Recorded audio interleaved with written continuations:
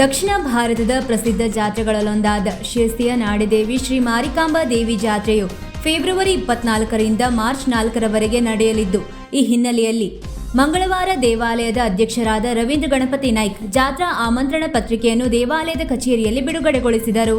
ಈ ಸಂದರ್ಭದಲ್ಲಿ ಆಡಳಿತ ಮಂಡಳಿಯ ಉಪಾಧ್ಯಕ್ಷರಾದ ಸುದೇಶ್ ಜೋಗಳೇಕರ್, ಧರ್ಮದರ್ಶಿಗಳಾದ ಸುಧೀರ್ ಹಂದ್ರಾಳ, ಎಸ್ಪಿ ಶೆಟ್ಟಿ, ವತ್ಸಲಾ ಹೆಗಡೆ, ವ್ಯವಸ್ಥಾಪಕರಾದ ಚಂದ್ರಕಾಂತ್ ಭಂಡಾರಿ, ಬಾಬುದಾರರಾದ ಜಗದೀಶ್ ಗೌಡ್ರು, ರಮೇಶ್ ದಬ್ಬೆ, ಬಸವರಾಜ್ ಚಕ್ರಸಾಲಿ, ಶಿವಾನಂದ್ ಪಿ ಶೆಟ್ಟಿ ಸೇರಿದಂತೆ ಇನ್ನಿತರರು ಇದ್ದರು. ನಮಸ್ಕಾರ. ಇವತ್ತಿನ ದಿವಸ ಆಮಂತ್ರಣ ಪತ್ರಿಕೆ ಬಿಡುಗಡೆ ಮತ್ತು ಪ್ರೆಸ್ ಮೀಟ್ ಕರೆದಿದ್ದು ತಮ್ಮೆಲ್ಲರೊಡನೆ ಕರೆದಕ್ಕೆ ಬಹಳ ಸಂತೋಷ ಆಗ್ತಾ ಇದೆ.